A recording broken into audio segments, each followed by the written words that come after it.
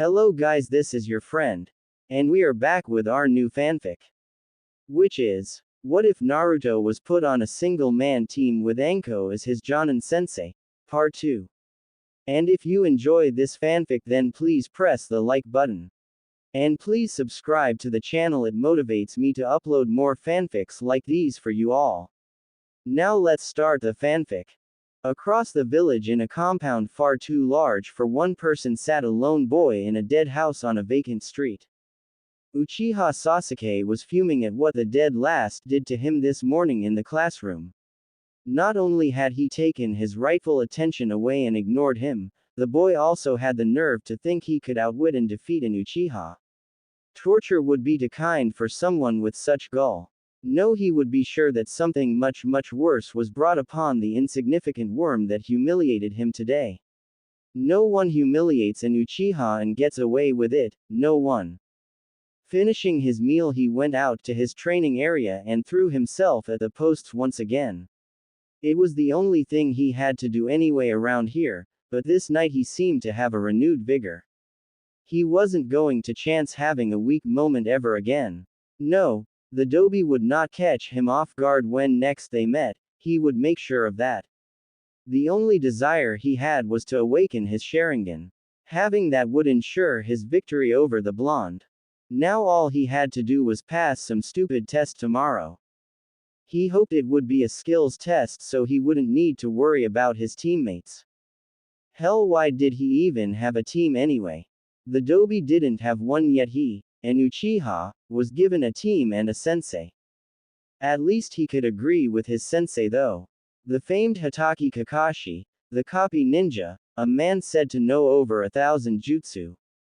Yes, this man could help him go far. Dreaming of throwing high-ranked jutsu at his helpless brother was more than satisfying. Sure, it was all in his head, but it made him feel a little better at the time watching his imaginary battle with his brother while his brother begged for mercy and he gave the man none. It was these dreams that allowed him to fall asleep with an evil smile on his face. In another section of Konoha another boy was seething. Inuzuka Kiba sat at his family's diner table with bloodlust in his eyes.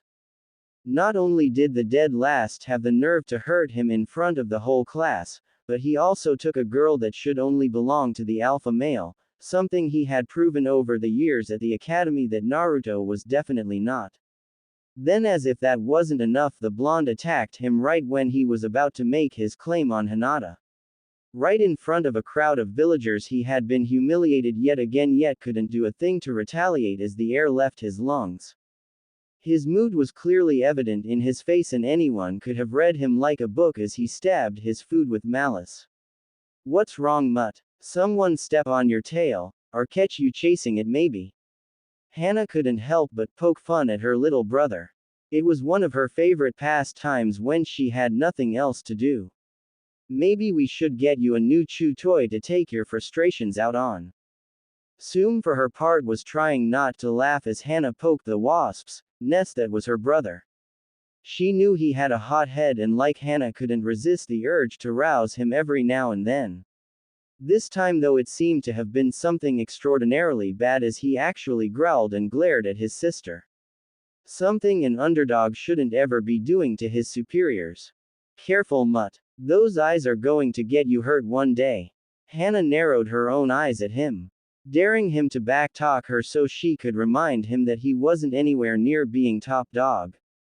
Not wanting her dining room to be torn to shreds, again, Sume stepped in. Both of you settle down. Now, Kiba, what got you so pissed? Your answer better be good because I won't tolerate insolence nor ignorance in this house. He couldn't hold it in anymore and turned his glare to his mother and shouted a bit louder than he should have. It was that damn Uzumaki bastard. He took my mate from me and humiliated me in front of the class, then did it again in a public street. I swear I will make him pay for his actions. I won't allow someone to steal a mate from me and get away with it. Taking an Inuzuka's mate was something serious, but his words didn't sit right with either of them. They both knew Kiba was rash, easily provoked and usually was the first to throw a punch. Sume was the first to reply. Tell me, Kiba, who was your mate? It was a simple question to answer, but she suddenly saw her son stiffen and knew that he'd acted before he thought today. Hyuga Hinata. Was one of my classmates. I want her and I will have her. He started off a bit reserved but finished with renewed fury when he recalled how close he had been to accomplishing his goal this afternoon. It had been so easy to corner her in front of that ramen stand. It was like she was inviting him to take her. Hyuga Hinata, as in the heiress of the Hyuga clan. Are you insane or just stupid? How could you even consider that she could be your mate? The heir of a clan is going to be wed to someone of their choosing, not some fresh out of the academy mutt. I have seen this Hinata around town and I can tell that she is not one to make the first move. I could smell the fear and anxiety rolling off her whenever she saw someone looking at her. Tell me, little brother, just how many of your advances has she accepted, willingly? Busted. I was still getting her to warm up to me, but she was so close today I could feel it. I tried to kiss her but that damn Uzumaki got in the way and even had the nerve to call her his date. Did she allow you to try to kiss her or did she try to push you away? Sume narrowed her eyes again at her son. She was allowing me to, after a few minutes. You stupid mutt. She isn't that strong and you know it. She was probably letting you close because she was losing her strength. I swear to Kami if you ever try that with any woman while I am near I will neuter you myself. Hannah was furious. Her brother, her own flesh and blood, tried to force himself on someone. She felt ashamed to know him. Sume though was far too angry with her son. She spoke in a voice that was dangerously even and thick with malice as she closed her eyes, refusing to even look at her son. Kiba, you have shamed our clan by your actions this day. First, you tell us that someone stole your mate when she had no desire to be with you in the first place. Then you tell us that you tried to force yourself on her. Not only that, but you apparently got into a fight with the Uzumaki boy not once but twice, and lost both times. You've taken our name and rubbed it into the dirt. Go to your den and I don't want to see your face until I decide a fitting punishment. Kiba shivered as he heard the dangerous undertone of his mother's voice. He couldn't see what he did wrong. Sure, he could see how he may have gone a little overboard when he pushed Hinata, but why be angry at the fights? He was a ninja after all and ninjas are supposed to fight. Especially when the one they were fighting deserved to be slammed into the ground. He knew all of this instinctively, but he wasn't about to go against his mother when she was like this. Slowly, making sure not to make any aggressive movements, he stood and walked out of the room. This made the third time that day that he'd been humiliated because of Naruto. First in the class, then in the street, now in his own home. He would have to pay. It was just a matter of how. Sitting in her room, Hyuga Hinata was still in a daze. Her day had been amazing. Sure, she didn't get put on a team with her Naruto-kun, but what did that matter anymore? He asked her out this morning and defended her twice before they even started their date. Sure, she had to deal with Kiba's advances while she was waiting, but seeing how furious Naruto was when he found out what Kiba was attempting was worth it. After that, he had taken her to a real restaurant. She thought they were just going to eat at Ichiraku's since Naruto seemed addicted to the place. She didn't mind that he'd chosen a booth near the back. She would have been far too nervous had the whole restaurant been able to see them. It made for a more romantic setting anyway, and she was more than content with that. The meal itself was fine. Nothing too impressive, but it also wasn't the highest quality restaurant. Not that she expected a 5-star meal on their first real date. There was of course a limit to just how far her dreams could come true. That was fine by her though, having Naruto acknowledge her was more than enough. She was just happy that she managed to not make a complete fool of herself tonight or worse, faint. Thinking back to the boy, she couldn't help but smile. It was well past time that he show his true abilities. Yes, she had an idea of how good he was. You don't stalk someone without finding out about one or two of their secrets. Even for as much as he had unintentionally shown her, she was still surprised at a few of his tricks.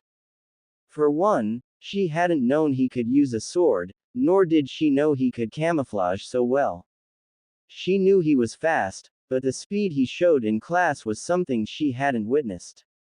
Then there was the clone. She knew it wasn't a normal clone, and her suspicions were proven correct nearly instantaneously when she activated her Byakugan. The clone had a chakra system running through it, something a regular Bunshin did not have. Then there was how long it had taken the clone to disperse, not to mention that it actually took the kunai. An attack on a normal Bunshin would have the kunai pass right through. As the day went on, she had been more and more confused and elated with Naruto's actions.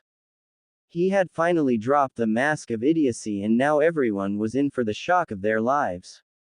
Just the fact that the Hokage felt he was capable enough to be a solo team with no sensei spoke volumes of his abilities.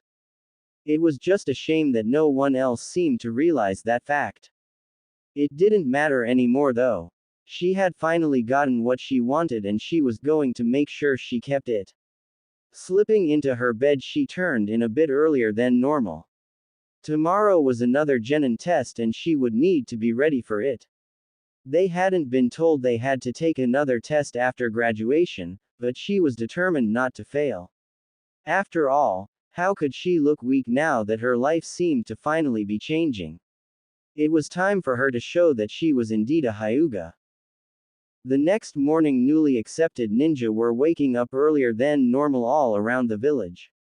Today was their jonin acceptance tests. All of them had been given the same instructions of not eating breakfast and a rather early meeting at their respective training ground. All save one. Naruto had been given the lowdown on the tests as Hinata, and he talked over dinner the night before. Going over it in his head, plus his conversation with the Hokage the day before, it was easy for him to come to the solution for the test even though he didn't know the specifics. More than likely it would be a test on teamwork, but since it's a ninja test, it wouldn't be as cut and dry as that. No, it would have something to it: contention, something to force them to not want to work together. Then there was the rule to not eat before the test. That in and of itself was suspicious. When he told Hinata this, she reluctantly agreed. Then when he told her that if she planned on not eating breakfast anyway, then she should make up for it by eating more tonight. She had blushed rather cutely as he shoveled some of his own food onto her plate. Then sat there as she ate all she could. He was sure she wouldn't die from hunger, or be distracted too much when it came time for her test. He would feel bad after all if she didn't pass. He already felt bad enough that he didn't have to take a test like that and instead dove right into missions. Just like he was going to do today. It was still dark out when he woke up, allowing him to sneak to his hideaway unnoticed. After setting up his army of clones and instructing them on what to do for the day, he made his way to Ichiraku's for a quick breakfast. He didn't have to worry about the time. This being a ninja village, it was well known among the places that sold breakfast that there were customers to be had early in the day and late at night. Most restaurant owners had it easy as they simply hired people who worked in shifts. Others, like the Ichirakus, had it a little tougher as they only had 2 employees. They managed though by having Tuki get up early and work the breakfast crowd while Ayame stayed up late and handled the late night crowd. After a quick bowl of miso ramen, Naruto was off to the mission hall. The sun was just cresting the horizon as he sat on a bench outside the doors waiting for the on-duty shinobi to come and open up.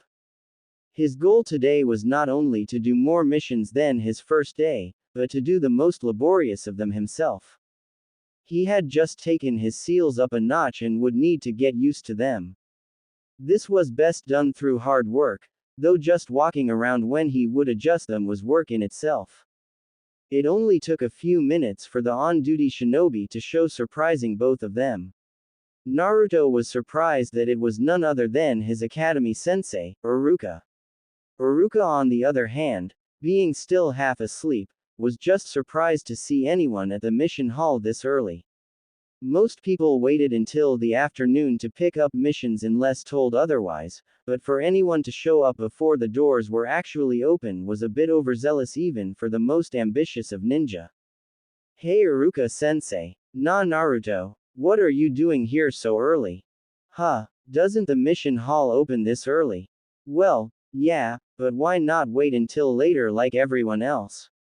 If I wait till everyone else gets their missions, there might not be any left for me. Besides, people who procrastinate tend to make it a habit, and bad habits like that are not a good thing to have for a shinobi. Iruka was torn. Here his own student was worried about a lack of D-rank missions, which there was a never-ending pile of. There was a whole closet in the mission room just for them and another for C ranks. Then looking down on bad habits, well, he couldn't berate the boy on his orange jumpsuit anymore, but he could think of a few ninja that should take up his perspective. Particularly a certain masked jonin. Blinking at the boy, he just nodded his head and unlocked the door, letting them both in.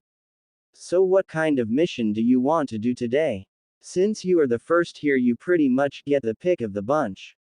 You could just take a really quick one and then have the rest of the day to yourself. I'm sure there are plenty of them. Naruto looked at his former sensei in confusion. Nay sensei, I'm doing missions today. I need tough ones too. Definitely something physically demanding. Anything else is fine too, but I need at least one that will give me a good physical workout. At least one. Yeah, as in I am going to be doing more than one mission today. Here was the usually lazy boy, and former dead last of the academy, being an overachiever. Sure, the Sandaime had told Iruka that the Naruto he knew was nothing more than an act, but to see it personally was still a bit of a shock. His eagerness to work almost overshadowed his performance in the classroom yesterday. Well, if that's what you want. How many are you planning on doing today exactly? He wasn't too sure about giving one person multiple missions, but it wasn't unheard of, so he'd just go with it. D ranks were easy enough to do 2 or 3 if given a full day. Well, I guess I'll take a dozen or so for this morning. I'll come back to turn them in and get more after lunch then, unless I finish them sooner.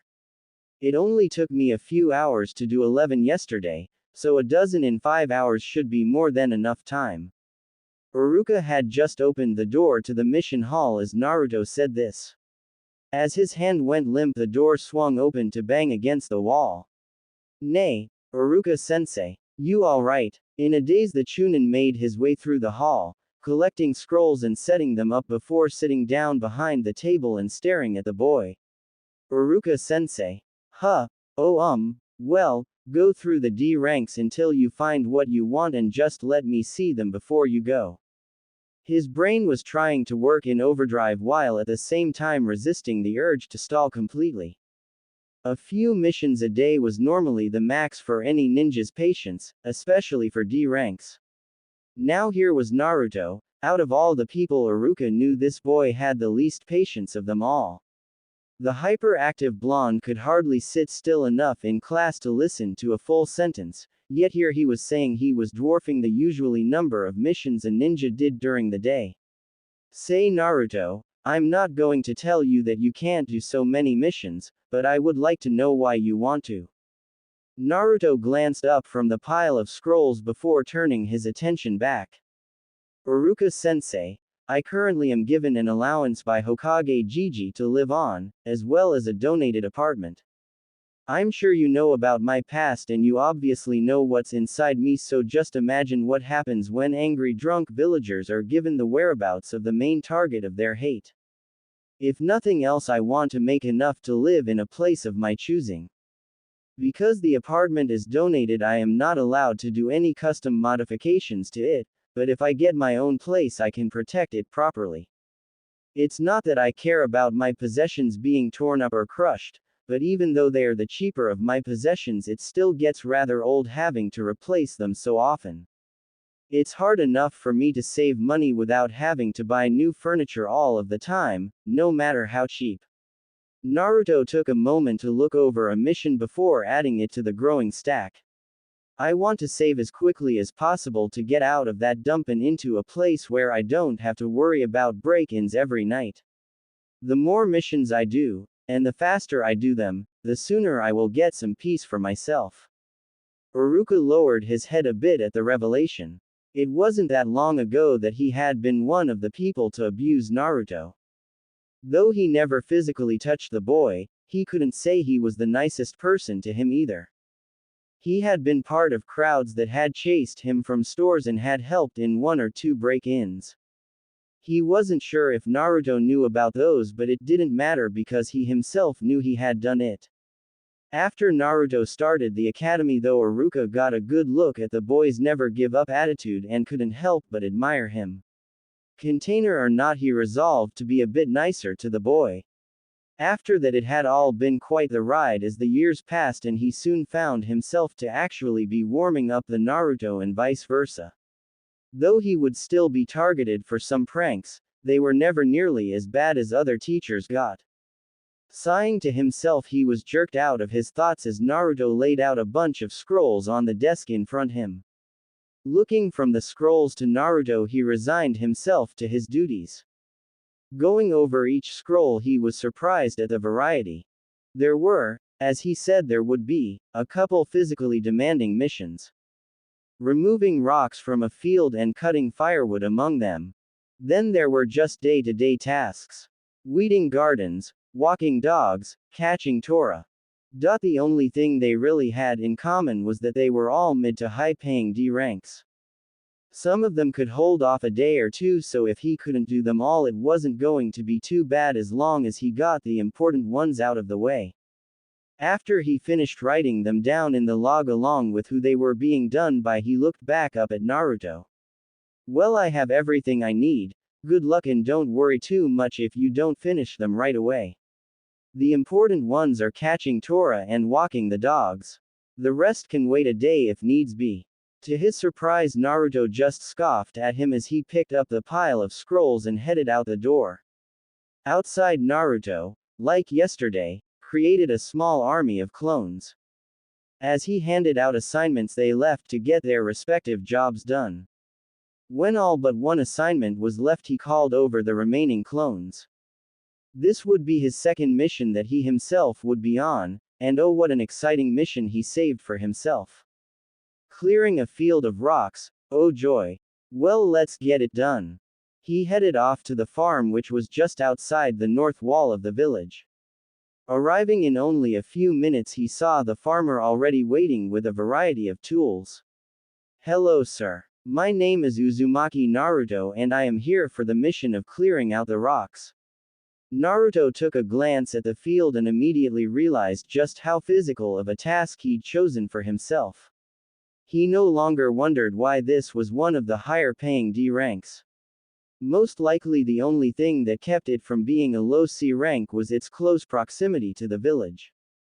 The farmer was a bit surprised to see a group of identical people walk up to him, but shrugged it off.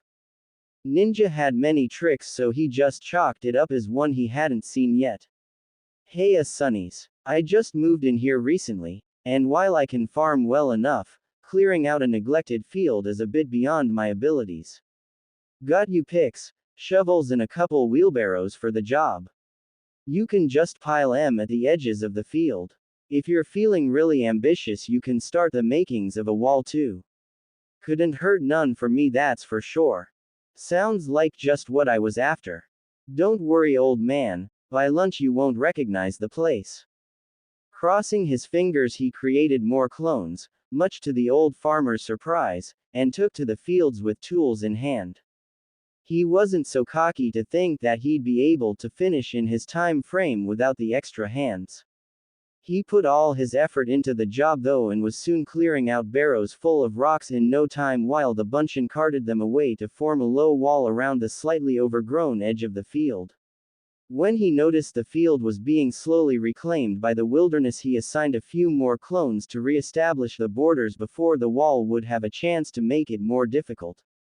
For his part, the old farmer stayed more or less out of the way, only making himself known when he wanted a space in the wall or to complement the speed that the young ninjas worked at. Seeing him compliment various clones was good for a laugh since the farmer had no way of knowing which one was the original, and judging by how he talked to each he probably didn't know that any of them weren't real. Work was progressing quickly as the small army moved from one end of the field to the other. It wasn't until they were nearing the far end of the field that the day started to get interesting. Clang! Both the farmer and Naruto looked at the clone with the pickaxe, who in turn was staring at the ground a bit startled. Boss, I think I found something. Both of them walked over to the clone who was now joined by a few others with shovels clearing away the dirt. As more and more earth was moved out of the way, a trap door was brought into view. The farmer was a bit confused as to why someone would put a door in the middle of a field and just assumed that it was a tornado shelter or an old well. Naruto on the other hand knew exactly what it was by the symbols on the door, as well as what they might find in it. The door was of the same design as the one in his own secret shelter, and if that was indeed the case, then what was inside would not be pleasant. Sir, I suggest for your sake you let me go in first. You may not even want to go in at all. The farmer stood by confused as the boy told one of the others to go alert the Hokage of what they found. Had it been a few years ago he wouldn't have taken that measure, but he was a ninja now and it was his duty to bring any information of any possible threats to the attention of the proper authorities. Meanwhile he began the process of breaking the lock on the door. He was lucky in the one he found initially that it had seemed to be abandoned in haste with the door left unlocked. He had kept the lock out of fascination and tinkered with it when he found a book on lockpicking. If this lock was anything like the others then he would be able to pick it as well, but it would take a few minutes. After hearing the telltale click of the pins settling in place he had the farmer step back as he also kept a distance. Anyone who was willing to hide such a place definitely had secrets to keep. If this was anything like his place had been, they would be rather dark secrets at that. Signaling the clone near the door, who in turn flung the door open and was promptly dispelled as a jet of flame enveloped it. The farmer fell on his ass, completely caught off guard by the trap, while Naruto stood by, gazing at the now open door. Signaling a few more clones to enter the hole, he waited. The only sign that anything was going on inside were the small jerking motions that played on his eyebrows every so often. Whoever hid this here didn't want it to be found. After another half hour of waiting, Naruto was given the okay as the last clone dispelled itself after opening the last door inside. Just as he was walking towards the hole he felt a presence as the Hokage himself fell into step beside him, holding an arm out, causing Naruto to stop. As four Anbu settled in around them, Sarutobi gave his warning. Naruto, don't get too close, you can never tell what may be in one of these holes. I know who put this here and he was nothing if not cautious. Don't worry, Gigi. I already explored it with my clones. They disarmed or triggered the traps already. There wasn't any poison gas, so while you may have to be careful to not step on some Senbon stuck in the path, it is pretty much clear. Sarutobi nodded at the boy while lowering his arm to allow him to continue on. Before he did though, Naruto turned back towards the farmer. Old man, you should stay here. I'll leave a few more clones to finish the field, but under here is ninja business. I wouldn't want you to get hurt by accident. Don't worry about me, boy, you had me convinced after opening the door. You just make sure that I'm not going to suddenly be ready for a cannibal's feast when I go to plow my fields. Giving a nod at the farmer and making a few more clones to replace those that were lost, he took point as the Hokage followed him into the darkness, while the Anbu, at a signal from their leader, took up positions around the entrance to keep guard. Much like his place in town, it started as a long tunnel. Unlike his, though, this one had offshoots and more than a single door. It would seem that whoever made his had a lot more time to form one outside the village without anyone knowing than hiding one under the village itself. Going door to door gave them both a better understanding at what this place was for, and it wasn't the most pleasant of discoveries. As they delved deeper, the contents got more and more disturbing. Glass jars with body parts floating in liquid were lined up on shelves, metal caskets held preserved bodies, Areas that looked like operating rooms were covered in blood, as were rooms with chains and racks, some with decaying bodies still on them. To the Hokage, this was one of the more disturbing of his old students' laboratories. They had discovered many over the years since he left Konoha, but none nearly as large as this one. And the experiments they saw, things like this should only be seen in wartime if they should be seen at all. It was then that he remembered the boy that was leading him around. Naruto, if you don't feel comfortable with this, I understand, and you may go back outside. This isn't something you would normally have to deal with at your age. Gigi-san, you already know about my trips into Training Ground 44. What I haven't told you is that I stumbled upon a lair like this in the village when I was younger as well. It isn't as large as this one, but it still held some of the items we have seen here. Bodies, jars, blood. I won't lie, it is disturbing, but it's nothing I haven't seen before. At the time I didn't know that I should have reported what I found, so I just cleaned it out and set up my own storage in there. It is well hidden, and at the moment only I can enter it. I took everything I found that I didn't see a use for and took it far into the woods outside the village and buried it. I know what you're going to ask. No, I didn't keep any of the experimental items. Just weapons and scrolls. I locked away any scrolls dealing with the experiments that I found, and you can have it when we get back from here. You can also enter my place, but I ask that you not take it away from me. It is the only place that me and my possessions are truly safe around the village. Sarutobi was only slightly shocked. He knew Naruto had a hidden place for himself, but to learn that it was one of his students' lairs and that he had cleaned it out and sealed it up himself was a bit of a shock. Now the boy walked next to him, not showing a hint of emotion at what they had seen so far, save for his face losing some color. It pained him to know that the boy he'd sworn to protect was subjected to such discrimination for something he couldn't control. His biggest regret was that due to his duties as Hokage he didn't have time to enforce his own laws regarding the boy. So while he got reports on how the boy was treated, and tried time and time again to get people who made the reports to give names of offenders, those were easily worked around by people then sending the reports anonymously. Then there wasn't a single thing he could do. Again he was brought out of his musings as Naruto addressed him. Gigi-san, if you need to attend to your duties, I will stay and catalog what's here and report back to you when I'm done. Normally he would classify this as an A or S rank mission and put trusted shinobi on it, but Naruto had already seen enough of it, not to mention finding it, opening it and combing it for traps, which saved them a lot of time. Weighing his resources and the boy's skills, or rather what he knew of the boy's skills, he found himself at a crossroads. On one hand he could allow Naruto to oversee the investigation of the lair. On the other he didn't want to subject the boy to more than he needed to experience. Yet he had already experienced his own hideaway and most of this one, and showed more resolve than most of his best ninja would have after seeing such things. He sighed while turning to Naruto. If you believe you can handle this investigation, I will let you do so. Just be sure to catalog everything you find, no matter how insignificant it may seem. I will keep 2 of the Anbu posted outside while you work, and I will see if Anko or Ibiki are available to go over the bodies.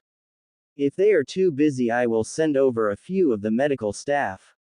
Leading the way back out, he gave Naruto an apologetic pat on the shoulder while signaling for 2 Anbu to stay. With a last look at the boy and a nod of his head, Sarutobi left him to his orders. Naruto looked at the farmer who had walked back over after seeing the 2 emerge and the Hokage leave. So what's the damage, boy? My new property isn't going to blow up or sink into the ground anytime soon, is it? No, sir, but we will need some time here before we can allow you to enter the area. If you even want to use it after seeing what we will be taking out of it. Letting the statement hang, he created another small army of clones and sent them off to get the supplies he needed. When he told one group to get body bags from the morgue, the farmer paled and decided he would make himself scarce for the remainder of the operation. Naruto gave a small, Dark chuckle at that, which confused the two Anbu guards. What's up, boy? For the job you have ahead of you, I would start questioning my sanity if I started laughing before I did it. I'm just trying to figure out which is more amusing. The fact that I've done this before and didn't consider it important, or that most of the village would have liked to see me pried out of one of those coffins inside. With that grim announcement, he descended back into the dark tunnel, not bothering to look at the horrified reactions of the two guards. It took the better part of 2 hours, but he had finished cataloging the contents of the lair. There were the rooms that he and Sarutobi had seen already, but that was only the tip of the treasures inside. Deeper in, he found living quarters that were pretty bare, a small kitchen, and a library. The biggest stockpile, though, was the large room of weapons at the far end of the complex. It was easily twice as large as any other room in the tunnel system and held racks of all the weapons he could identify as well as many he couldn't. Everything along with their counts were carefully catalogued on scrolls labeled with numbers. Those numbers in represented areas on another scroll, which included a map of the lair, with corresponding numbers showing which scroll matched to which room. As he put the finishing touches on the map scroll and sealed the numbered catalogs in it, two thuds were heard at the entrance of the lair.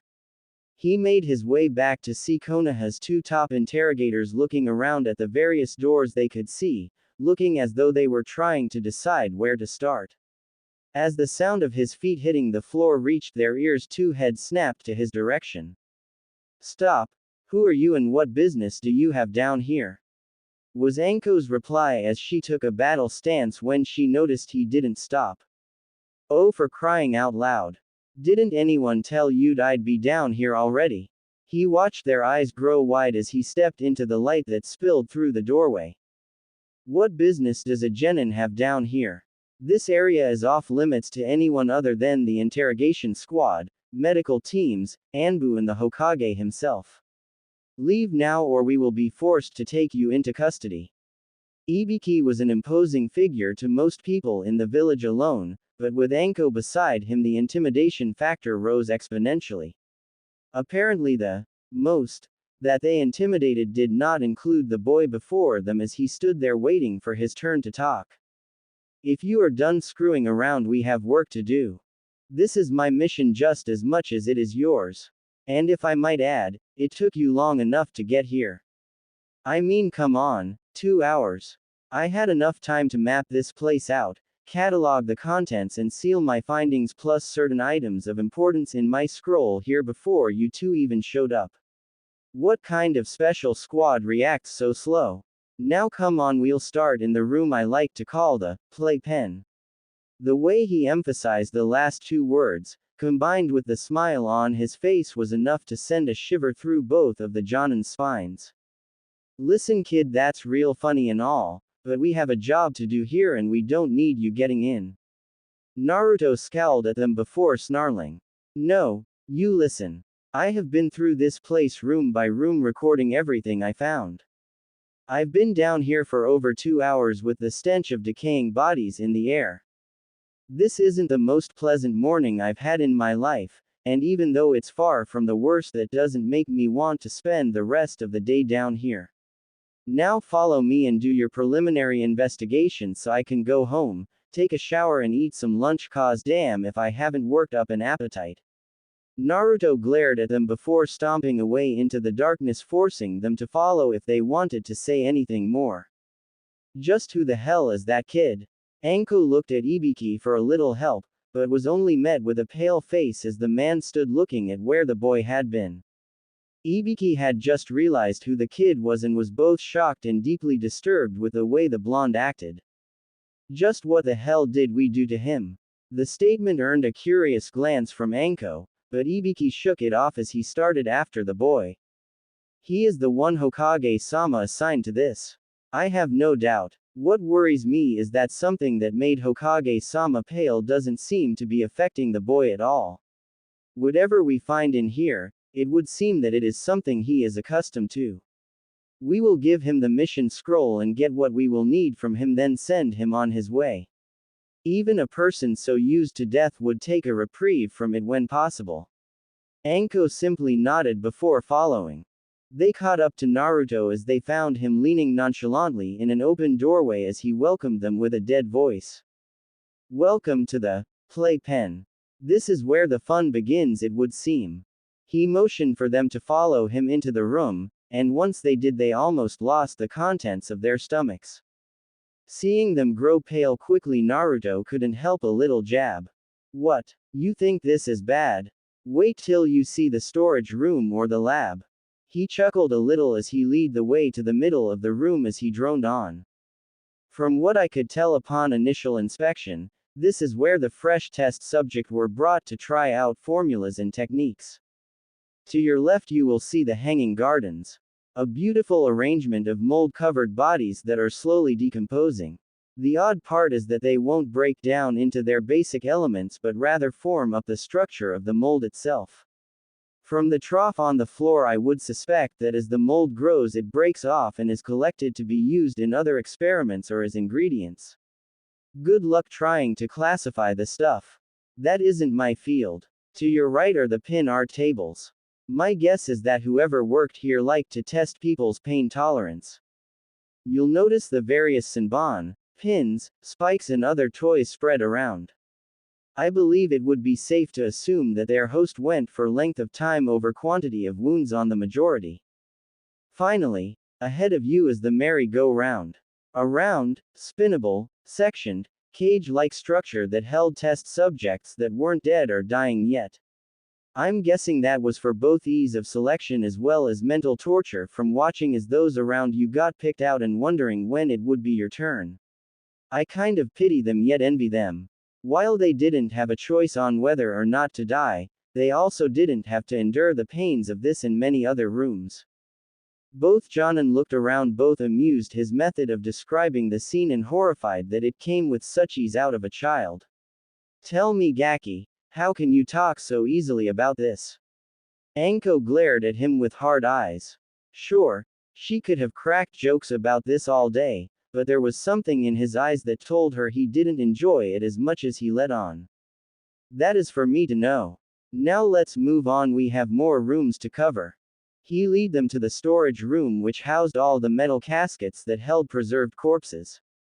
Then they went to the lab where he again poked fun by calling it the freak show. It was a complete house of horrors as they went from room to room, seeing just how deep the previous occupants' madness went as well as just how dark their guide's humor was. It seemed that no one was spared from the man's cruelty as they came upon once healthy adults as well as elderly, teens, children, animals and even unborn fetus. It was sickening, and the one taking it the worst was Anko. After all, she had at one point been the man's apprentice. Thankfully for her, he had never shown her his darker side until the end, but by then it was already far too late. Naruto brought out a small scroll as he stepped out of the last room on his tour. He handed the scroll to Ibiki, who looked at him in confusion. That should be everything. The scroll I gave you shows a map of the place so you won't get lost. It's all labeled so it should be easy to make your way around. Ibiki unfurled the scroll and nodded his head before handing a scroll to Naruto, who simply stood there waiting for the explanation that was sure to come. That is your mission scroll, which is already signed by the Hokage. Congratulations on your first S-rank mission. Understand though that you are not to let any information of what you've seen here slip to anyone outside of us and the Hokage. That is part of the trust in accepting this mission and receiving the pay for it. You have been a great help, Naruto-san. Ibiki bowed with Anko glancing at him before following his lead. Naruto scoffed at them. I don't need people bowing to me whenever I finish a mission like this. Save it for when it has real meaning. Just to give you a heads up though. You will find items missing throughout the lair. I have them sealed in the scroll that I'll be handing to Gigi-san personally, so don't think too much of it. Of the rooms on the map that I didn't show you are the living and cooking areas, the library and the armory. The later two have all of their contents sealed up and with me in the same scroll, as I'm sure Gigi-san will want them examined and possibly put into our own stores. Also in a little while some clones will be here with crates and body bags for your use. If you need anything else brought, don't hesitate to ask them to run errands. Just make sure to ask before they dispel, as they don't always have the patience to sit around. Nodding, Ibiki wanted one last word. One more question before you leave, Naruto-san. How are you not affected by what you've seen here? Naruto's eyes clouded slightly before refocusing on the two in front of him. He took in the calculating glare of the man and the eager, nearly hopping, actions of the woman. He settled his eyes on the man again before speaking. Everything in the world is relative. We judge how cold it is by the coldest we can remember feeling, the same goes for heat. We judge pain by the worst pain we've felt, the same goes for pleasure. We judge every feeling we have based on the worst or best of that feeling we've ever encountered. I am unaffected by the sights here because I have seen worse. I can make jokes about the obvious pain these people went through because I have felt worse. I can relate to the smiles of contentment that got frozen on their faces upon death because I have wished for the same release, but was never granted it. Do not envy me because I can deal with what is here. Do not pity me either because I don't care for it. Just pray that you never have to go through the same, and live. With that, he turned on his heel, leaving two speechless bodies staring blankly at his back. He had to squint as the light hit his face. He had been in the darkened tunnel so long that his eyes would need time to adjust. Glancing around, he saw a few of his clones returning already with the body bags, and stood to the side to let them pass. He nodded to the two Anbu as he walked past them and looked at the newly cleared field around him. All of his clones had dispersed long ago, letting him know of their success. Since he had no more work to do here, he headed towards the farmer's house to get his mission scroll signed and be on his way. Walking up to the front door, he knocked and waited as footsteps from inside came closer. As soon as the farmer opened the door, Naruto saw him gag. He would definitely need a shower before he went anywhere. Dang boy, I don't even want to know what you got into down there. Just let me know what you need and I'll send you on your way. No offense meant, but you smell more ripe than a month-old pile of manure on a hot summer day. Naruto couldn't stop the grin that spread across his face as he scratched the back of his neck in embarrassment. Sorry sir, but sometimes we get a little dirty. If I can just get you to sign this scroll, I'll be on my way. He pulled out the mission scroll and handed it to the farmer, who in turn signed it quickly and handed it back as he gave a quick farewell and closed the door. Now to get home for a shower. Then off to Hokage Gigi to hand in this mission before I give Iruka sensei a nice surprise. Naruto took off for the village gate, pointing a passing medical team on their way to the farm towards their destination, confusing them greatly that a genin would know where they were headed.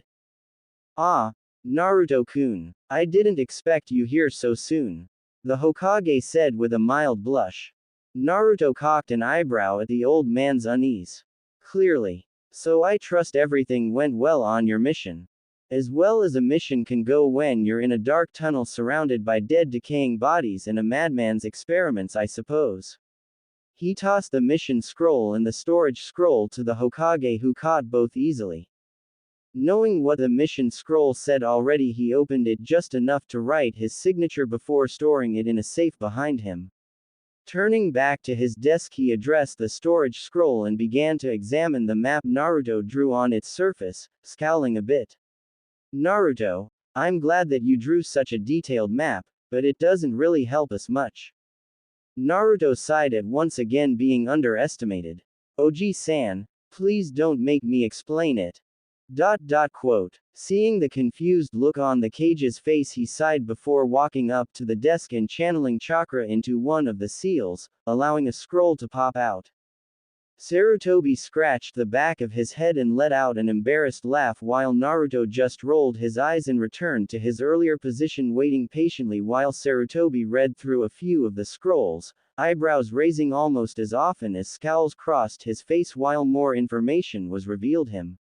When he was nearing the end of the third scroll, Naruto decided to explain the other items he stored in the scroll.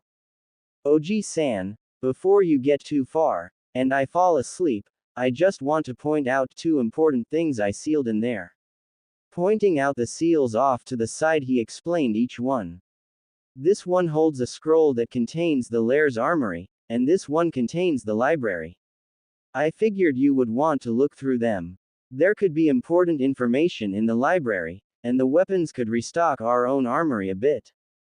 Channeling chakra into the two seals, he indeed found scrolls labeled armory and library. Opening the armory one first, he was surprised to see how organized it was. Weapons were arranged by type and size with descriptions and quantities clearly written. Now curious, he set the armory scroll aside and opened the library scroll. Inside it began with an alphabetical listing of books followed by categories of jutsu scrolls. All arranged by type, rank and name. Rolling up the two scrolls, he set them aside and looked at Naruto with a gleaming smile. Taking out a sheet of paper, he wrote a few things down on it before signing and handing it over to Naruto, who looked down at it and read to himself.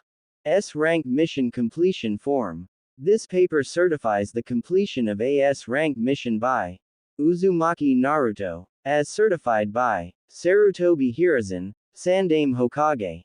There was also a small note at the bottom. Bonus for going above and beyond the expectations of the mission. Naruto once again cocked an eyebrow before looking back at the Hokage, who was continuing his reading of the next section. Naruto, the next time I need something cataloged, I am definitely sending for you. Organization, detail and accuracy. You did it all perfectly. Not to mention taking the time to seal up the most valuable items and making sure they go where they need to be to allow the best use for the sake of the village. For that I thank you and offer you anything you want from this mission, so long as it is nothing too dangerous. Thanks Gigi-san, but there is nothing there that I can see myself needing at the moment. I have plenty of weapons and am still going through all the jutsu scrolls I've acquired over the years. I'll stick with what I have for now. Being able to complete such a high-ranking mission while only being a jonin is more than enough of a reward for me. Now if I could be excused, I still have to hand in my other missions that I've completed today. Receiving a nod, Naruto bowed and left the room. Naruto, you are going to go far. I just pray that you keep your loyal attitude and don't let success go to your head. Shaking his head a little to lose such thoughts, he took the two sealing scrolls and stashed them in his safe. He would deal with them later. For now he turned back to examining the scrolls hidden amongst the map. Perhaps the information here, along with whatever Anko and Ibiki could find out, would shed some light on his former student's goals. It would seem his alternate reading material would have to be set aside for a while. Down in the mission hall, Iruka was bored out of his mind. The new teams were all taking their tests today, and all the old teams were out on longer missions.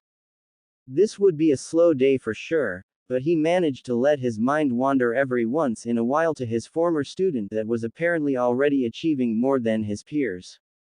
Hell, he was successfully completing more missions in a day than most shinobi completed in a week. Granted, they were all D ranks so far, but even so it was still an impressive number. Not to mention crushing the old record for catching Tora. No, crushing would be putting it nicely. Naruto completely obliterated the old record and wouldn't likely be matched for some time. He was brought out of his thoughts when the door opened and the object of those thoughts walked in. Ah, Naruto, so you've completed a mission today then? Which one is it? Iruka was already flipping through his clipboard as he looked for the listing of missions the boy had taken that morning. Finding them, he looked up just as Naruto dumped all 12 scrolls in front of him. Okay, which is it? He scowled a little when the boy started laughing. As he waited for the boy to settle down a bit, the Chunin glared at him. Ha ha ha, sorry Iruka-sensei, hee. They are all done. Hey, I told you this morning they would be, didn't I? He choked down more laughter as he watched his former sensei. If the man was surprised at that, he couldn't wait to see his reaction when he handed him his other successful mission. He waited until Iruka finished filling in the necessary information and brought his attention back to the waiting preteen. I have one more mission that I acquired while I was doing those, so you'll need to add this one into your list. With that in a small flourish he set the paper from the sandaime in front of the skeptical former teacher. As soon as the man looked at it, Naruto could swear he saw his optical nerves for how wide his eyes went. Iruka looked from the paper to Naruto, back and forth a few times trying to gain his voice. How? When? Where? Easily. A couple hours ago, and that's confidential. Is this real? Was all Iruka could think, but he knew the Hokage's signature by heart and his seal was also there. There was no denying the page in front of him. In a daze he wrote in the information. No doubt whoever totaled up today's missions to hand out the pay would need to confirm this one with the Hokage, even if they already had a signed paper. A genin doing a S-rank mission solo was unheard of. If you're finished, I have 2 questions for you. Getting a reluctant nod, Naruto continued. First, where can I get a bingo book? You would have to get one from the Anbu headquarters. They handle all of that information and the bounties. Fair enough. Next, what are my missions for this afternoon? It took all of Iruka's willpower to not scream at the boy for making them all look bad with his overachieving, but at the same time he couldn't help but be proud at how quickly his student was turning out missions, and seemingly undeterred by their monotony. Resigning himself to fate, he waved casually to the restocked pile of D-rank missions and watched as Naruto picked through them. Nay, Iruka-sensei. Genin are allowed to do low C-rank missions, right? Iruka knew he wasn't going to like where this was going already, but he was obliged to answer. Hi. Genin teams are allowed to go on low-risk C-rank missions after a specified number of D-rank missions are completed. They normally only involve bandits or escorts, though sometimes there can be an outside influence or misinformation that raises the rank during the mission. Most of those low-end missions are done with countries that are bordering fire country to keep the risk of encountering too many unfamiliar ninja at a minimum. If something does go wrong though, they have a jonin sensei there to get them out of trouble. Thanks Iruka sensei. I'll keep that in mind for later. For now I'll take these scrolls. A small mountain of scrolls rolled out in front of the Chunin, who hesitantly began to mark them down. He was beyond worrying about numbers now. Naruto had already proven himself capable of doing multiple missions quickly. Again he noted there were 1 or 2 physically demanding missions amongst numerous random missions. This time it was wood cutting, and a small one for someone moving into a new house. Finishing the last notation, he set the last scroll back in front of him as he noticed Naruto writing out another scroll. If he didn't know any better, he'd swear it was a sealing scroll. His suspicion were proven correct as Naruto stacked the mission scrolls on the newly made sealing scroll and sealed them inside before rolling up the scroll and shoving it back in his pocket before thanking the man and leaving again. Iruka could only shake his head as he learned more and more about his former student, and with each new piece of information he got, he was starting to think he had taught the boy far less than the boy actually learned. Outside the mission hall, Naruto once again formed his army, which quickly ran off after obtaining their new missions. Leading the remnants away, he made a quick stop at the Anbu headquarters while his clones waited patiently outside. Walking up to the counter and ringing the bell brought forward an old woman who seemed to have sucked on about 10 too many lemons and wore glasses that could probably double as paper weights. Hello, I would like to know how I can acquire a bingo book. You a ninja? Hi. You any good? I like to think so, yes. Well, bingo books cost 500 ryu.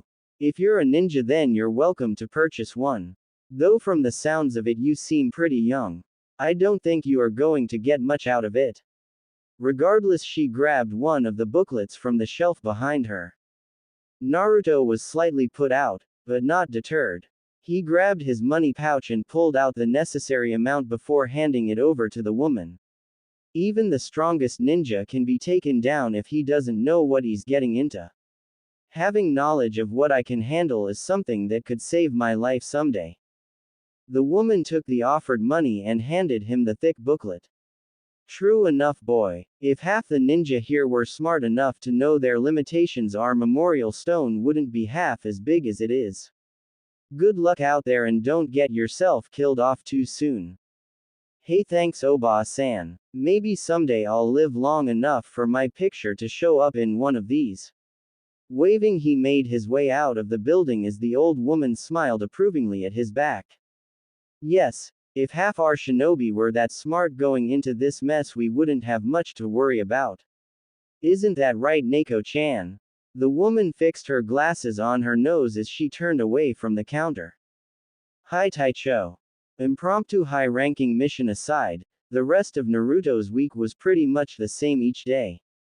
Wake up, do a dozen or so missions, eat lunch, do another dozen or so missions, training, then bed. The only exception being that when he found out Hinata wasn't busy on certain afternoons, he would take her out to lunch or dinner.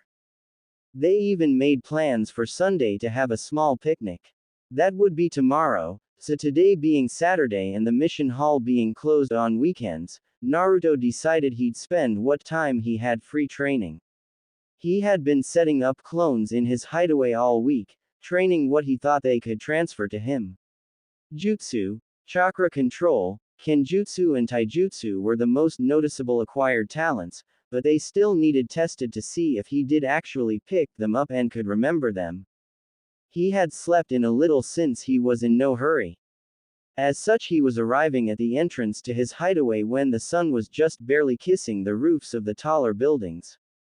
He quickly disappeared while merchants started making their way to their stores to set up their wares. As the first of them reached their shops, he was already creating his clones. By the time they opened up, he was already discovering what he'd hoped. By the time they got their first customers, he was already testing the combat prowess of his newly learned skills. By the time his old classmates were starting their training, he was taking a well-deserved break with a visit to Ichiraku's.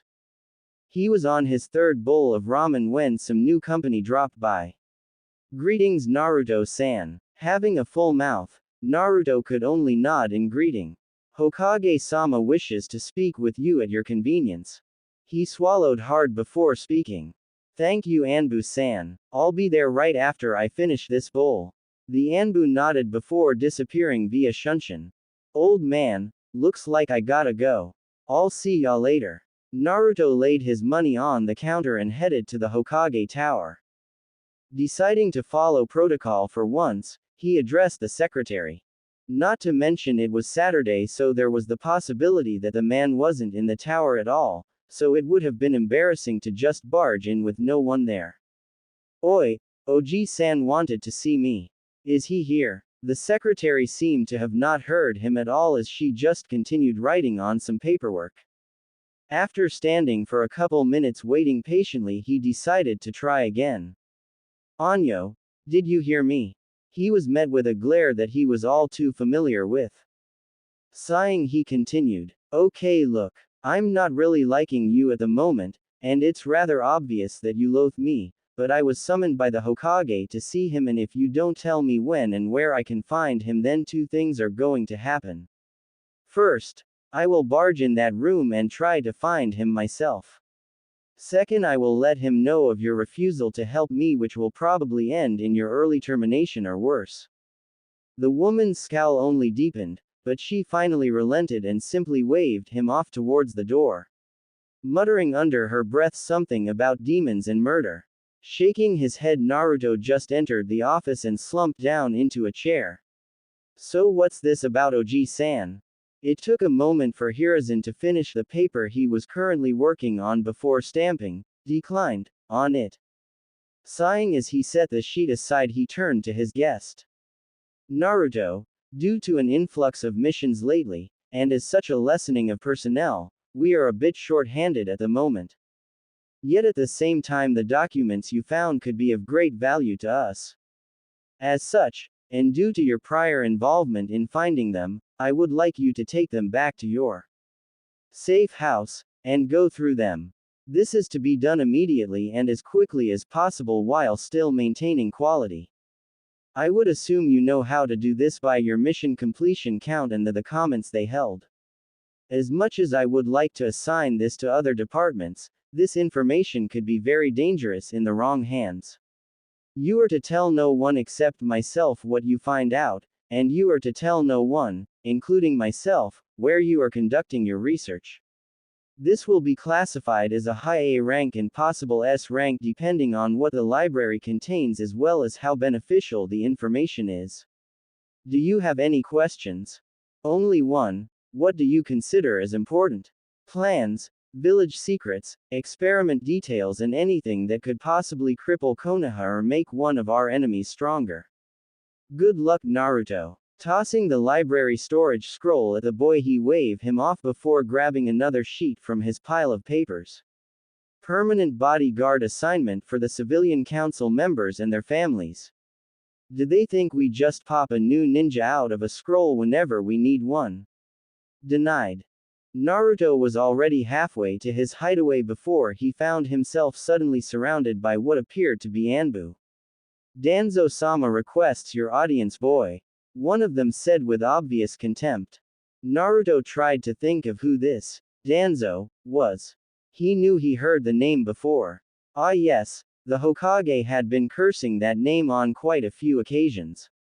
I'm sorry, but I'm in a bit of a hurry. Please give Danzo-san my. It seems you misunderstood me. When Danzo-sama requests an audience of someone, they give him an audience. The man pulled his ninjutsu out of its sheath a bit to emphasize his point. Now Naruto was on edge. Someone demanding him with the use of force was no one he wanted to see while carrying sensitive documents. Putting his hands in his pockets, he glared at the Anbu that seemed to be the leader. Then, without even blinking, he let a huge grin cross his face, confusing the Anbu right before he let a small ball fall from his pocket. When the four ninjas saw the ball drop, they reacted, but it was already too late. With a small pop, the area was covered in smoke. By the time the smoke cleared, all that was left were four very pissed off ninja and one tied up log.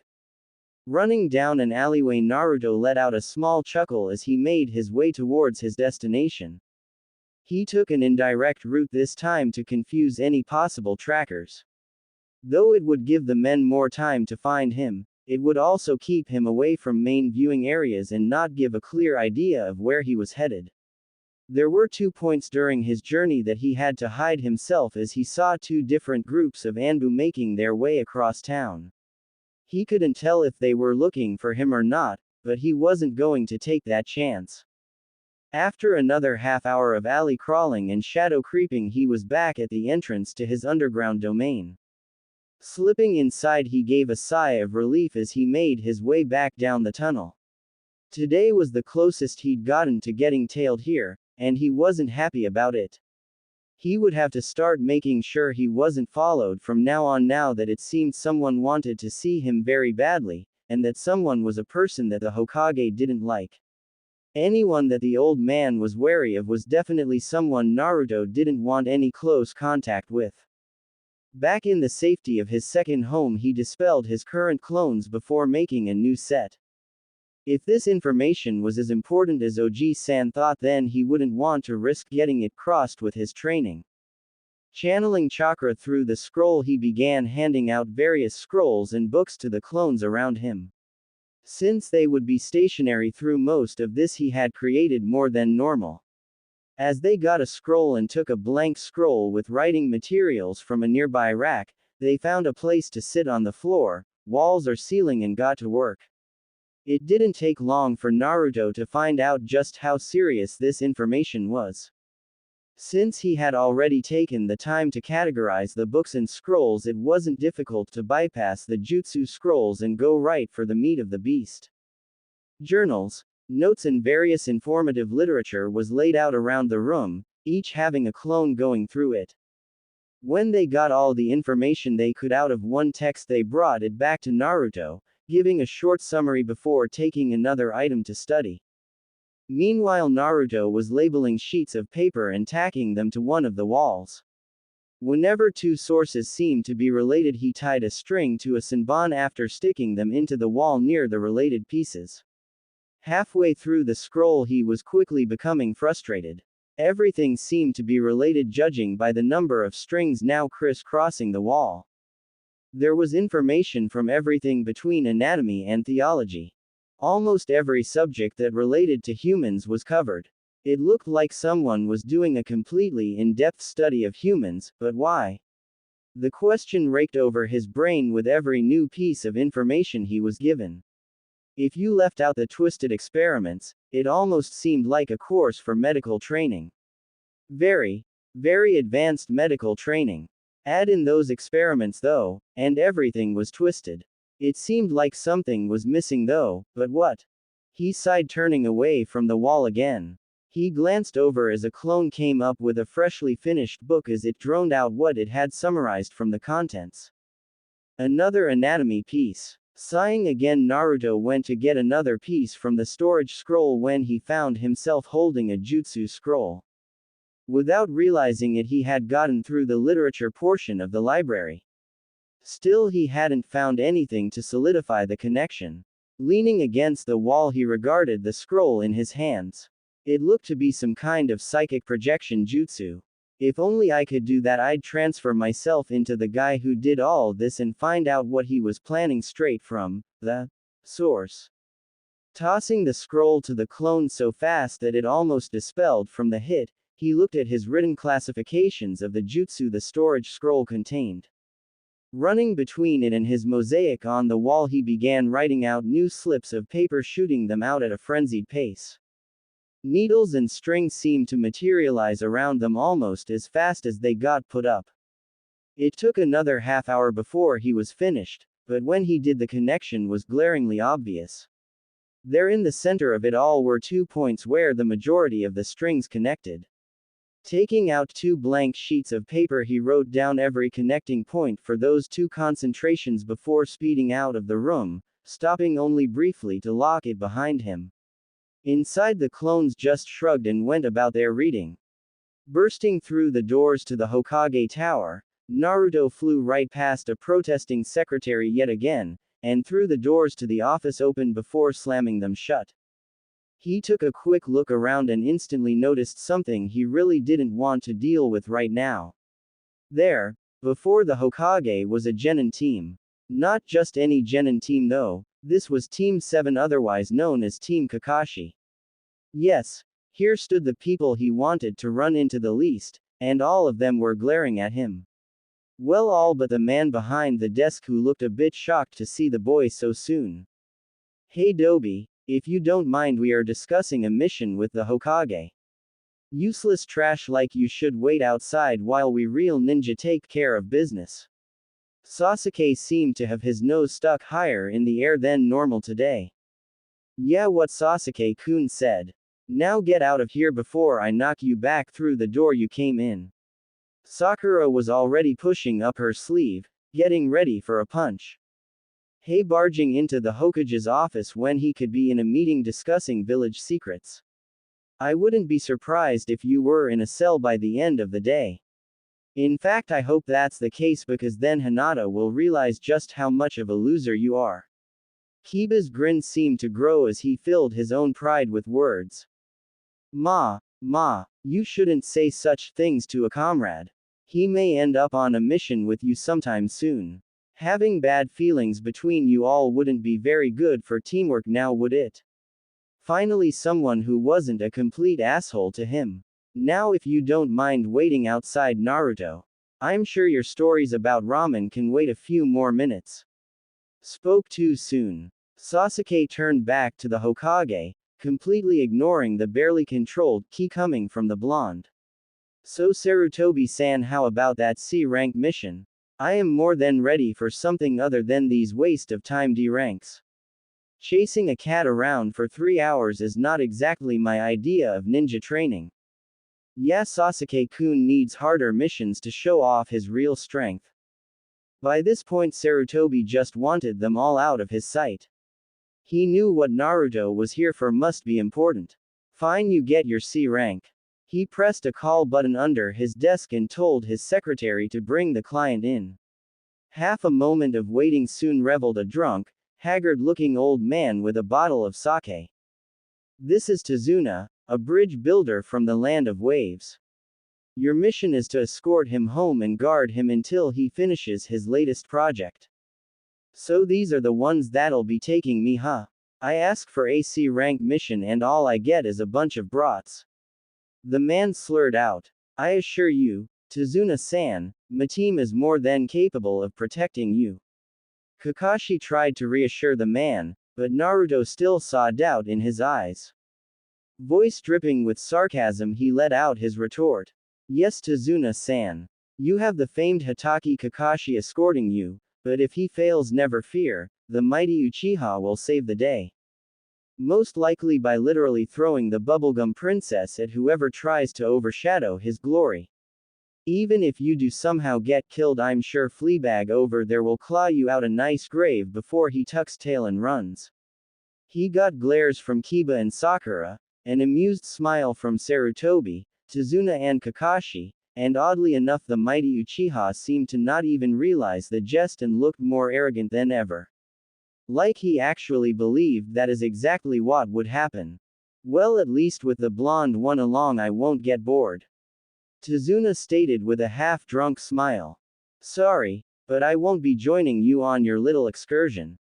I'm just here to report to Oji-san what my meager self has discovered in regards to certain recent findings and what they mean for our village's future.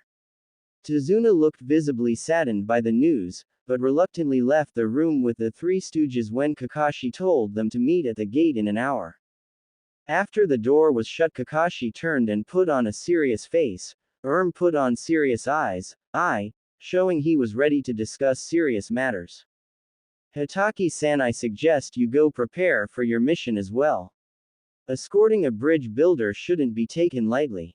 Kakashi turned to the boy before speaking. If it involves defending the village, then I believe that I should stay in case my input is needed. As one of the senior shinobi, and an ex-Anbu, I have expertise in many matters. Having me here would probably be best depending on what the information is, Naruto-chan. He gave Naruto an eye smile, happy that he got a chance to return the earlier jab the boy made. I am sorry, Kakashi-kun, but Naruto is correct in what he is implying. This is a mission that I gave to Naruto, requiring the utmost secrecy. The people who are allowed to know what is involved are very few, and I don't intend to make the group any larger just yet. Should we find something that we need your assistance in, you will be notified. Now, if you please, Naruto-kun and myself have business to discuss. Hiruzen spoke with all of his authority to make sure Kakashi got the point that the information to be exchanged was not for his ears. With a slight frown, the copy ninja got up and walked out the door, sparing one last glance at the genin in the cage before closing the door behind him. Naruto walked over and locked the door, activating the security seals before walking up to the desk. Hokage-sama, I have some interesting findings from the literature and jutsu that I found in the lair.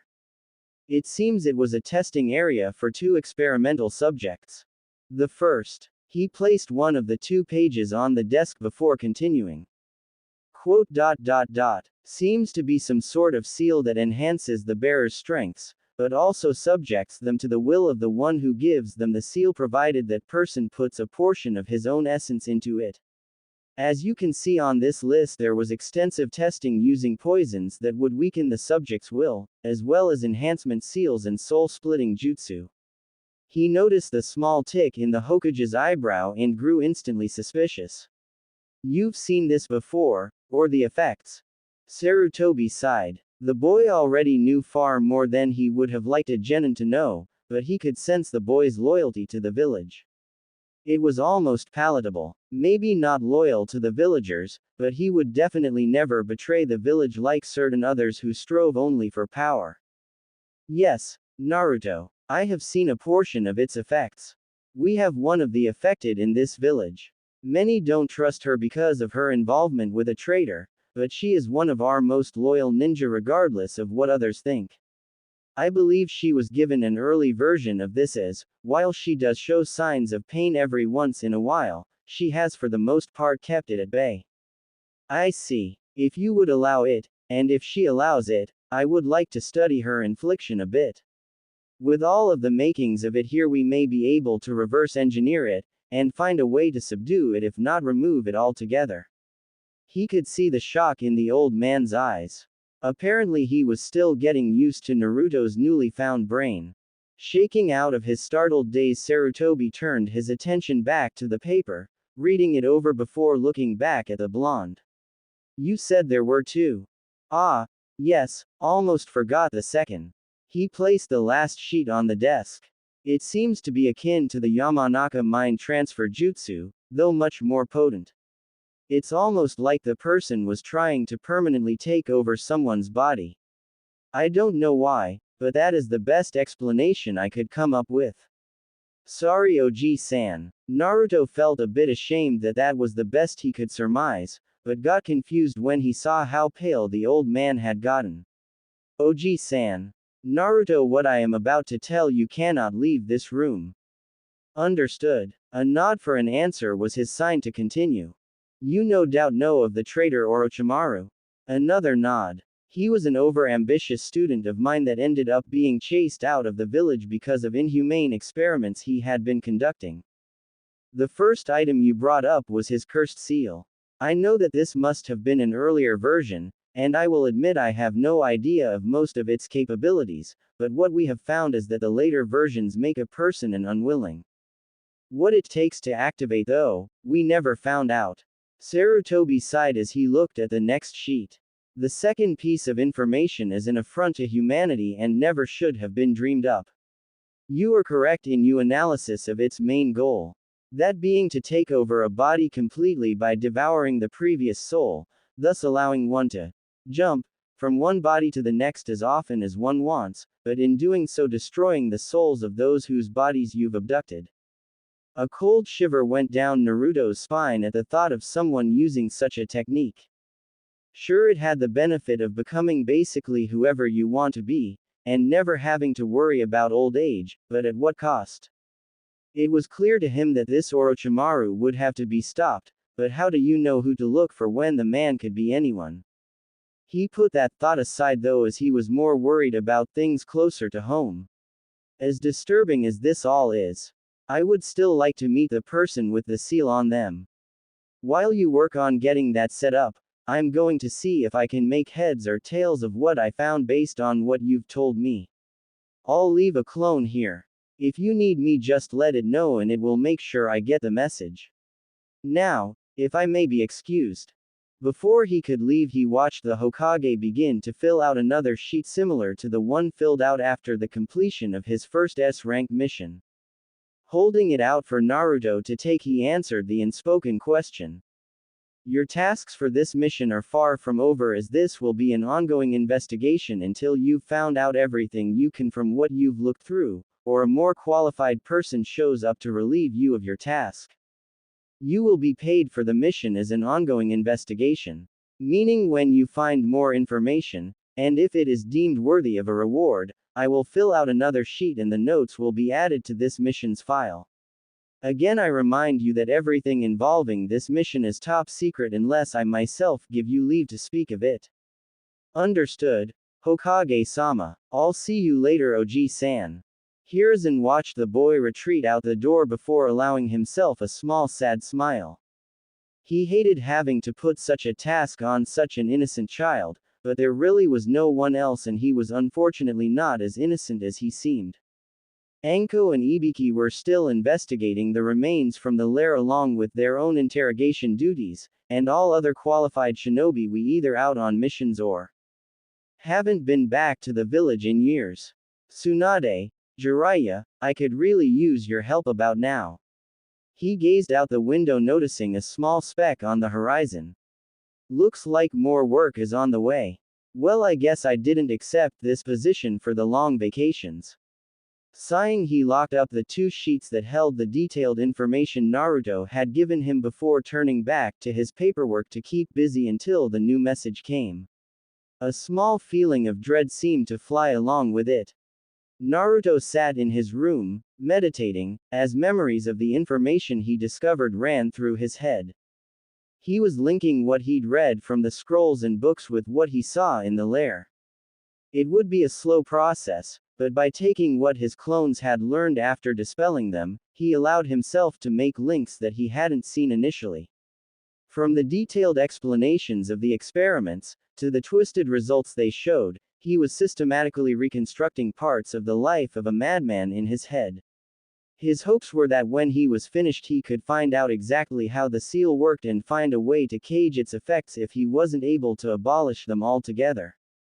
The experiments themselves were rather ruthless and gut-wrenching, but he'd experienced the like or worse in many cases, so it didn't affect him too much. He still would seem paler than normal to anyone who knew him well. By the time he finished analyzing the 10th experiment he was more than ready for a break. Which was convenient because it was only a moment later that he felt information from the clone in the Hokage's office come to him. It seemed that they really were short-handed as a notice had just came in from the recently departed Team 7. Their mission had been raised to AB rank, possibly low A rank, when they had gotten attacked by the infamous Demon Brothers. His mind processed the information as he sat there. The two were in the bingo book as Chunin rank missing nin from Kurigakure no Sato. Gozu and Maizu easily filled the qualifications to raise the mission difficulty. Wasting no more time, Naruto gathered his belongings before heading to his hideaway to gather the tools he would need. With his ninjata once again strapped to his back, and his shin and forearm guards strapped in place, he was out the door and off to the tower once again. So the great Uchiha needs more company to bask in his glory, I hear, was his remark as he walked into the office. Hiruzen couldn't help but chuckle. Hi Naruto. It would seem that way. I assume that you have everything you need. The Hokage looked the boy over quickly, taking note of the sword and guards as well as the lack of a backpack. You do realize that you will be there until the bridge is finished, correct? Hi, I am all prepared. He pulled out a few scrolls and showed them off before pocketing them again. All I need is a mission scroll and I'll be on my way to worship the ground the Uchiha walks upon. Okay Naruto. I know they aren't the most pleasant of people to work with, but please remember that they are your comrades, and try not to kill them. Naruto only laughed a little as he nodded before catching the scroll thrown his way. And I will try to have a meeting set up for you and the previously discussed person upon your return. Sounds good, OG-san. I'll see you when I get back. Make sure the village stays in one piece so we can roll out the red carpet when the victorious bobblehead quartet returns. With that last jab in there he was off and bounding towards the gates. Had he been a normal genin, or still in his mask from school, he would have been excited about leaving the village. As he was now though, he merely waved the mission scroll at the gate guards as he stepped out with his nose buried in the bingo book that he had purchased recently.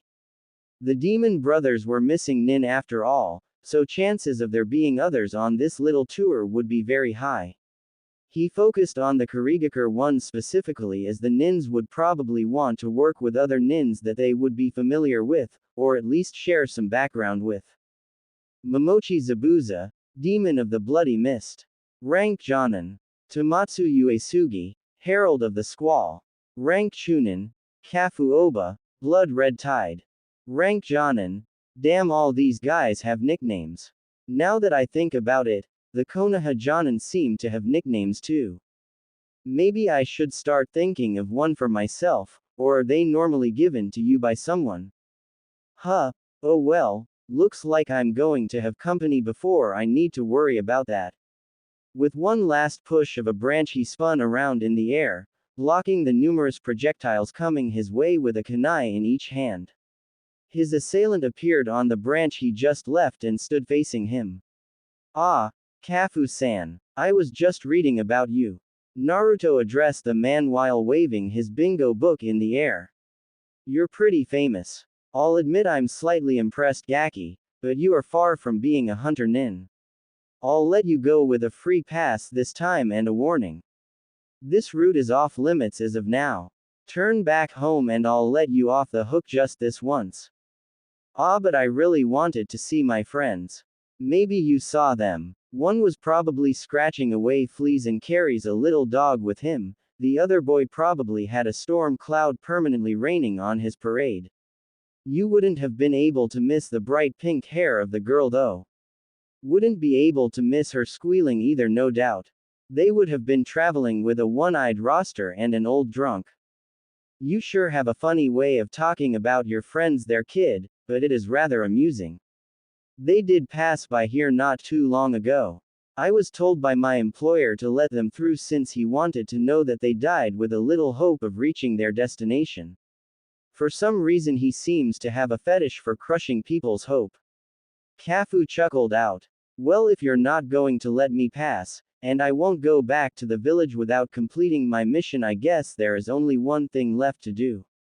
Naruto held his hand out, 2 fingers extended toward Kafu. Said man got ready for anything. The kid hadn't done any seals, so it could be a bloodline. His senses turned full tilt onto the boy before him, getting ready to tell him to move away from danger at a moment's notice. Do you really think you can take on the blood-red tide of Kiri, little jonin? Not can. Did. Kafu's eyes narrowed at the implied promise of defeat, but before he could call the bluff he heard another word. Bang. His eyes widened as his world became pain. An explosion had rocked from right under him without any warning. He couldn't understand if it was a trap, jutsu or something else, nor did he really care at the moment. All he cared about right then was getting the pain to stop. As he hit the forest floor with a sickening thump and adjoining snaps of bone, the pain renewed as he looked and saw his left arm and leg no longer attached. Clamping his right hand over the stump that was left of his other arm, he tried to staunch the bleeding in a vain attempt to live. He looked up when he heard footsteps coming closer and tried to push himself farther away with his one good leg. You see, Kafu, the one mistake you made was underestimating me. You may be a jonin and I may be a genin, but just because you outrank me does not mean I have no skills at all. The same voice came from the opposite direction. Some of us genin, and newly graduated I might add, have pushed ourselves above and beyond what was needed in order to pass. Some of us know what the real world is like and what it takes to survive. Another voice joined in and he turned his head again to see the same blonde once more. Some of us have been playing the survival game all our lives. Goodbye, Kafu-san. With a single motion, Kafu's head was separated from his body and all he knew was darkness. Sorry, Kafu-san, but I didn't have time to play with you right now. Naruto rifled through the man's belongings, taking anything he deemed worth having, including money, weapons, jutsu scrolls and some scrolls that seemed to pertain to the man's mission. The last item he took from Kafu was what had to be the man's main weapon. A black-bladed katana that was almost as tall as Naruto. Its sheath was a deep red that almost looked like fresh spilled blood. With his ninja secured parallel to the ground at his lower back, Naruto strapped the katana crosswise over his right shoulder. He would now have a blade at his disposal from either hand should one be occupied, though the katana would be a little more awkward to draw in combat. Standing up, he used a quick kaiden, Gokaku no Jutsu, to destroy the body before sealing away the head and belongings. Saying a quick prayer, he took to the trees again, picking up his pace a little in order to make up for lost time.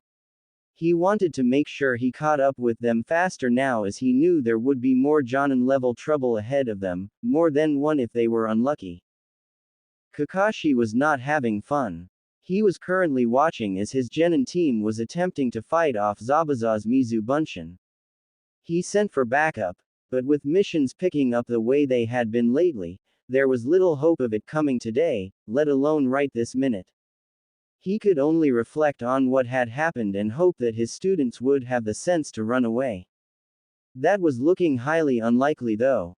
First Zabuza appeared and after a short skirmish he brought the mist in. That was when everything started to go to hell. Up until the point of his capture, Kakashi had been barely keeping up with the missing nin. He knew there were a couple of close calls in there, but as soon as he landed in the water it was over.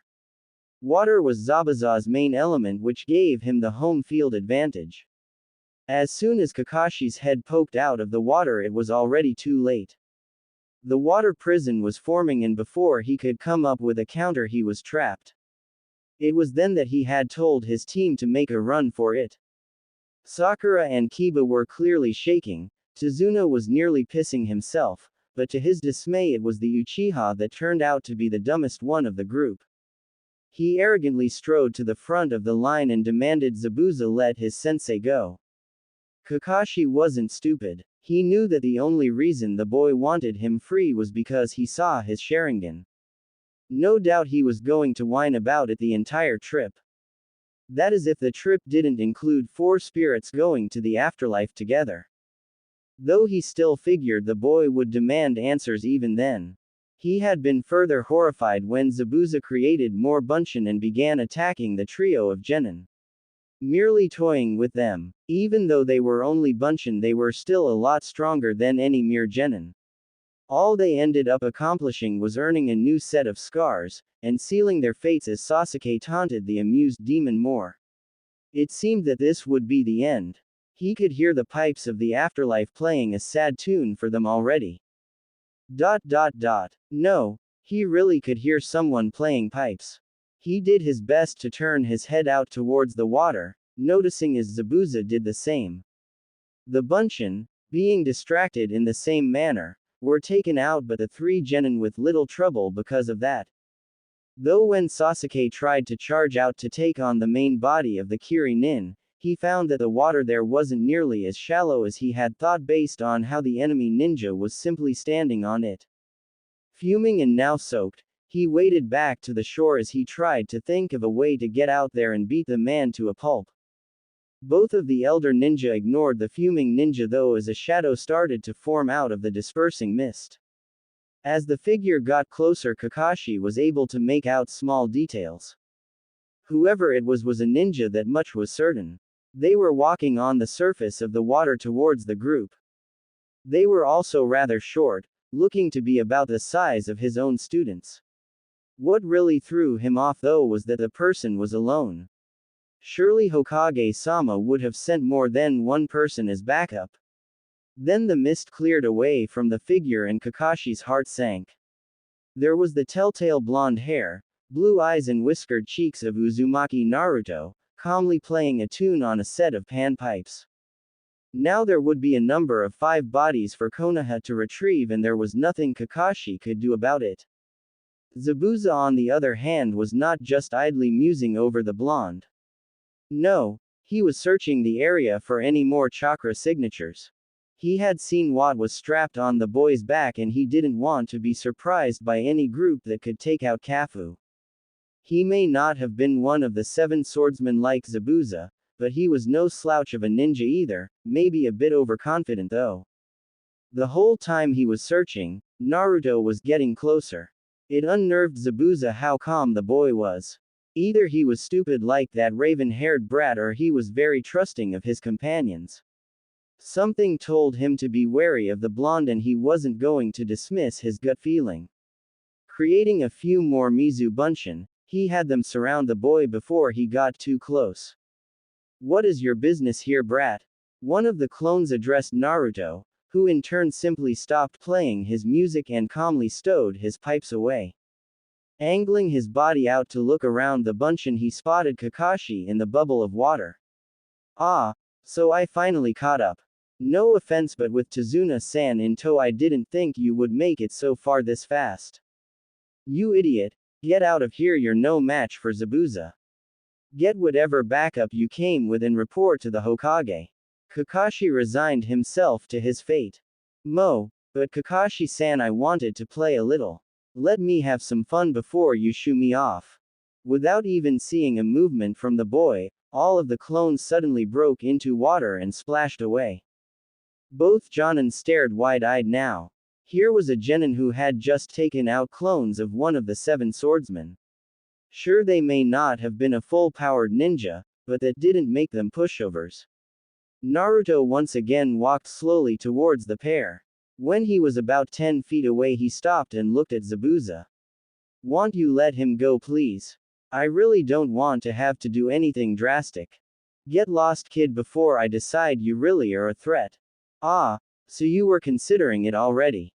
Well, that's a start, I guess, but you make it sound like you won't give in. I guess that means I will just have to improvise.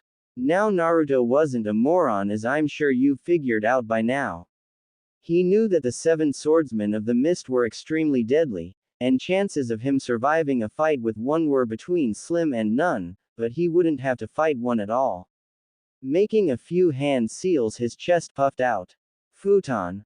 Rinkuden, a concentrated blast of air headed straight for Zabuza's arm that was keeping the water prison active. Having no time to counter, Zabuza had two choices. 1. Release the jutsu and deal with this new and rather intriguing boy and Hatake Kakashi, the copy ninja. Or 2. Let the jutsu hit his arm, most likely breaking it and releasing the jutsu, then have to deal with the blonde and Kakashi anyway.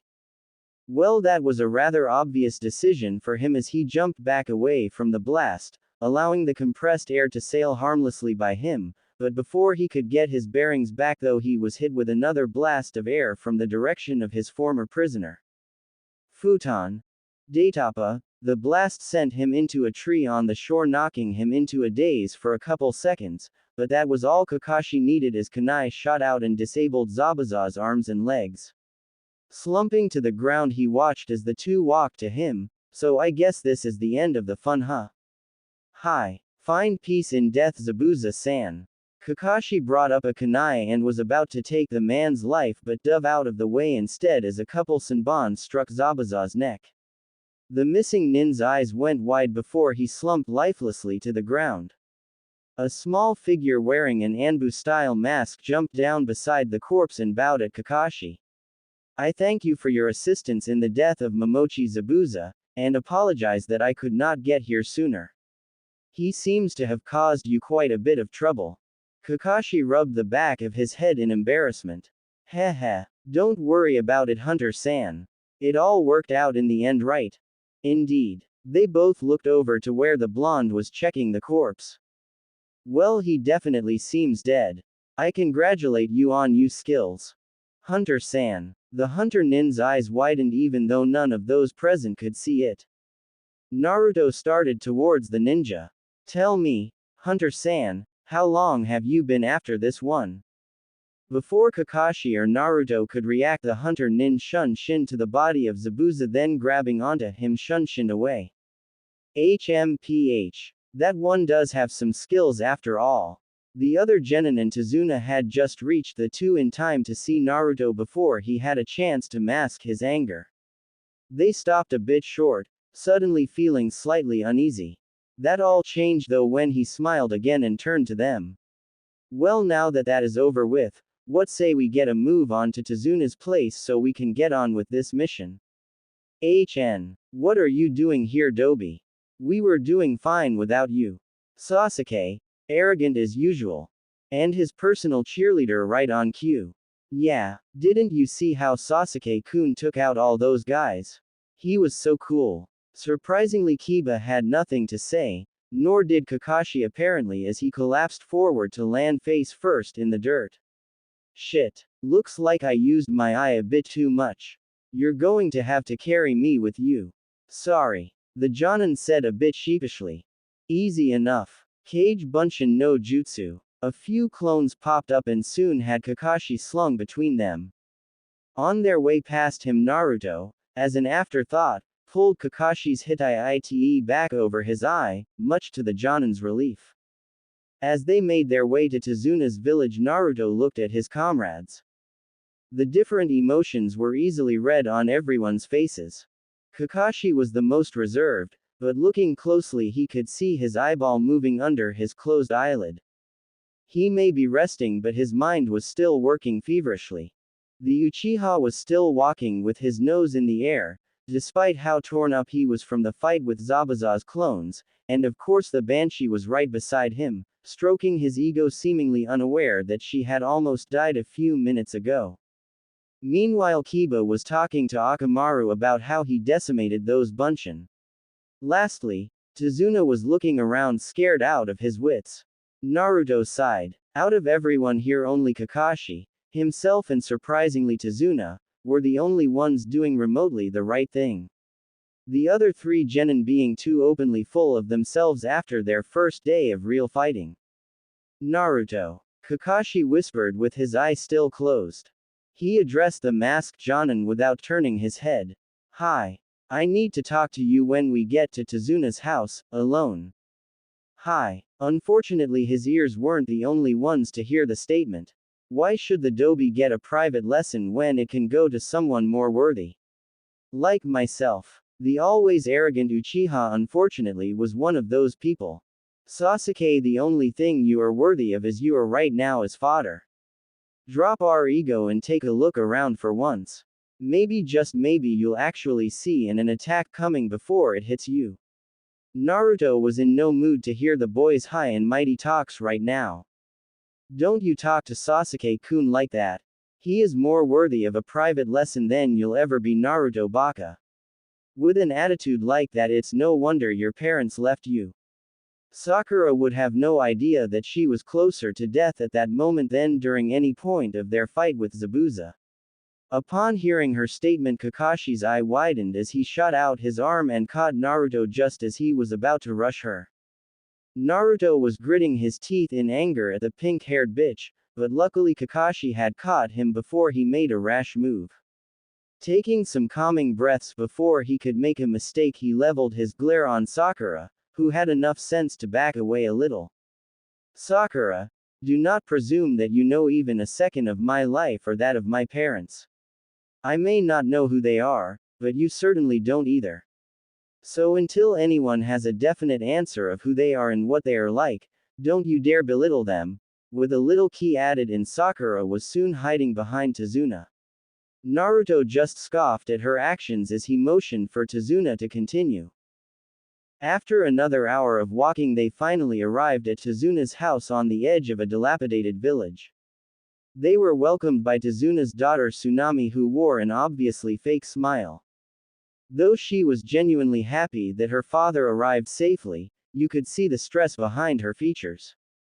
She led them to their rooms, allowing Kakashi and Sakura their own, while Kiba, Sasuke and Naruto would be bunked together in one of the larger rooms. The two Team 7 boys looked less than pleased at the news, whereas Naruto seemed to care less where he slept. While Team 7 was getting situated, Naruto decided to meet with Kakashi as promised. Upon entering the Jonin's room, he found the man to be resting in the same position he was in when they laid him out. While his face was calm and his body was unmoving, Naruto could almost see the gears in his head spinning. He closed the door and slipped a seal over the joint to make sure they wouldn't be interrupted. As he knelt next to Kakashi, the man opened his eyes and just stared at the ceiling. Naruto. Hi. Where did you get that katana? From a ninja I killed on the way to you. The boy stated easily. Do you really expect me to believe that you took on a Jonin-level missing nin in the time it took you to catch up to us? And that you were able to walk away without a scratch? No, I don't expect you to believe either. He was simply unprepared and underestimated who he was fighting. Plant a seed in the side of a mountain and the mountain will stay standing. Give that seed what it needs to grow and soon you will see its roots dig into the rock face and, over time, the mountain will begin to crack. So you're saying you only beat him because he gave you a chance to? That still doesn't sound very believable. The Jonin scoffed. Kakashi, when you look at me, what do you see? I see a genin with decent skills and timing. Since our fight with Zabuza was only a few seconds long, at least the portion of it where you showed off any skills, I really don't have much to go on. So then what level of threat do you see me as to you? Kakashi started to chuckle a bit. At the moment you might as well be a cage for the amount of movement I can make. A quick glare from the genin told him this was no time to joke around. Sighing, he took a moment to think over what he knew from the boys' academy results and what little he's seen of him. When at full potential, I would see you as an above-average genin with a decent head on his shoulders. Then you would also fall to me. Kakashi was surprised at the boy's seriousness when he said that, then scowled at him, thinking the genin had the nerve to underestimate him. Then just how strong do you think you are? He spat out with a bit more venom than he meant to. Naruto just got up and walked towards the door. He turned back when he got within touching distance. Stronger than you think I am, he said nonchalantly before removing his seal and leaving the room. Kakashi was still a bit angry at the bite to his pride, but something disturbed him about the boy.